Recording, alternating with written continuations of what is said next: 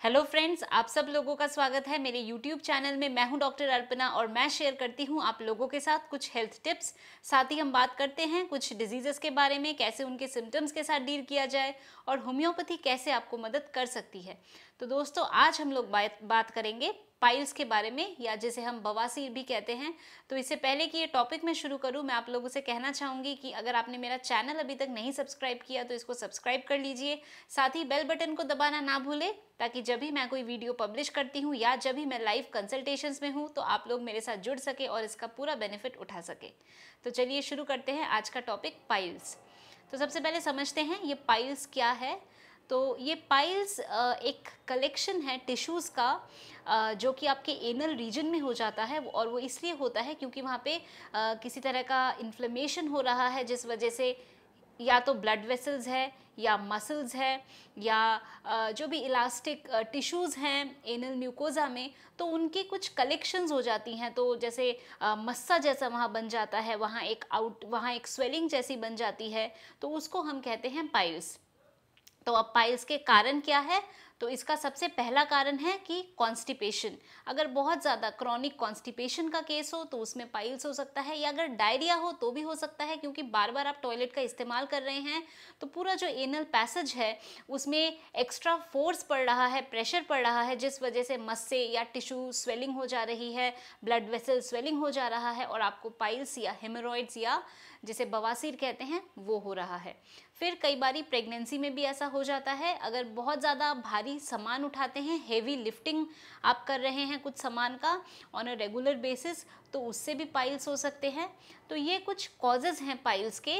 अब जैसे मैंने बताया कि पाइल्स जो है ये आपके एनल रीजन में जो टिश्यूज़ हैं उनकी स्वेलिंग है या ब्लड वेसल्स की स्वेलिंग है, तो उसी तरह से पाइल्स का लोकेशन भी दो होते हैं, या तो वो हो सकता है इंटरनली हो या हो सकता है एक्सटर्नल हो। अब जब इंटरनल पाइल्स होते हैं तो उसका सिम्टम होता है कि स्टूल्स में जब आप मोशंस के लिए जाते हैं तो ब्राइट रेड ब्लड आता है, और अगर एक्सटर्नल होता है तो उसको आप फील कर पाते हैं कि कुछ मस्सा जैसा है, कुछ स्वेलिंग जैसी है, कुछ लंप है और उसमें खारिश वगैरह रहती है, पेन रहता है, तो वो है एक्सटर्नल पाइल्स।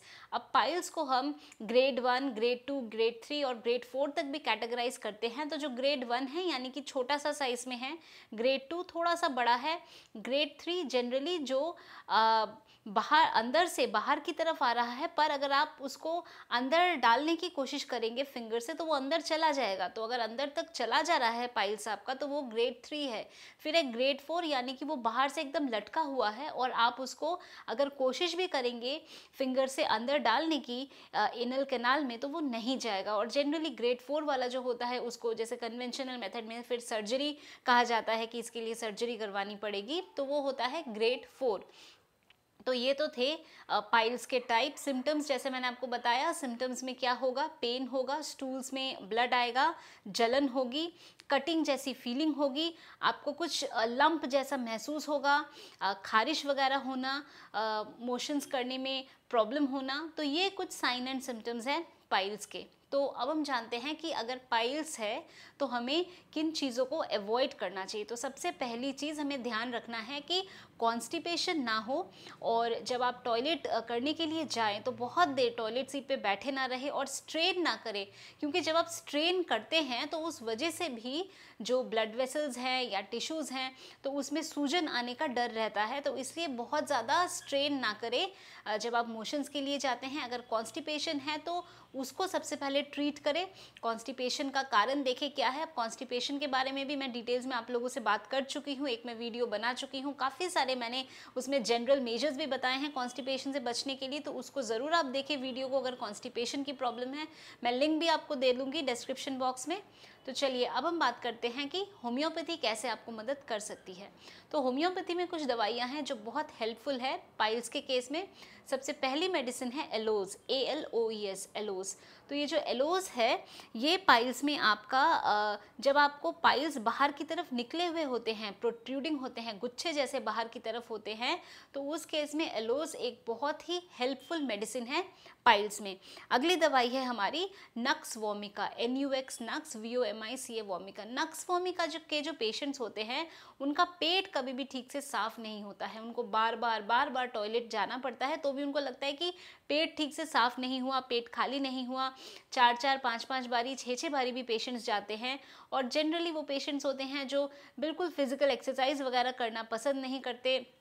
कुछ भी काम हो वो उठकर उस काम को करना, या उनको जाना पड़ेगा, खुद करना पड़ेगा तो वो काम करना अवॉइड करते हैं। बहुत ज़्यादा सिडेंट्री लाइफस्टाइल होती है और बहुत ज़्यादा चाय, कॉफ़ी, अल्कोहल ये सब लेते हैं। तो ऐसे केसेस में नक्स वोमिका बहुत उपयोगी है। फिर एक दवाई है रथानिया। तो रथानिया में जो होता है कि पाइल्स होते हैं, कॉन्स्टिपेशन होता है, साथ में मोशंस करने के बाद बहुत ज़्यादा जलन वगैरह रहती है और काफ़ी देर तक ये जलन रहती है। फिर एक मेडिसिन है एस्कुलस, AUSCULUS। अब एस्कुलस में क्या रहता है कि मोशंस के साथ साथ जब मोशंस करते हैं या मोशंस के लिए स्ट्रेनिंग होती है तो उस टाइम पे कमर में बहुत दर्द हो जाता है। तो अगर बैक एक है तो उस केस में एस्कुलस एक बहुत ही उपयोगी मेडिसिन है। फिर हमारी मेडिसिन है म्यूरियाटिक एसिड। म्यूरियाटिक एसिड में वीकनेस बहुत ज़्यादा महसूस करते हैं, अगर बहुत ज़्यादा थकान और वीकनेस, थके से रहते हैं तो उस केस में muriatic acid, MURIATIC, muriatic ACID acid, muriatic acid. एक कंडीशन होती है जिसमें से पाइल्स में से खून ऐसे निकलता है, जैसे लगता है जैसे कि कोई वाटर गन से यानी पिचकारी से पानी निकल रहा हो। तो इस तरह से अगर खून जाता है तो उस केस में जो दवाई बहुत हेल्पफुल है वो है फॉस्फोरस, PHOS।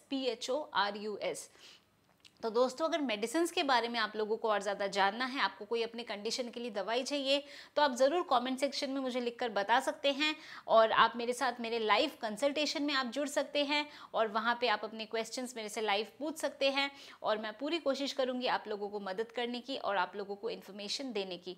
तो दोस्तों, मैं उम्मीद करती हूँ कि ये जो इन्फॉर्मेशन मैंने आप लोगों के साथ शेयर किया है, आप ज़रूर इसको लाइक करेंगे, इसको शेयर करेंगे अपने फैमिली, फ्रेंड्स, सब लोगों के साथ, ताकि सब इसका बेनिफिट उठा सके। और जैसा मैं हमेशा कहती हूँ, खुश रहिए, मुस्कुराते रहिए, स्वस्थ रहिए। इस वीडियो को देखने के लिए, मेरे साथ जुड़ने के लिए आप सब लोगों का ढेर सारा धन्यवाद। अगर आपने चैनल अभी तक नहीं सब्सक्राइब किया, इसको सब्सक्राइब कर लीजिए, बेल बटन को दबाना मत भूलिए। Thank you.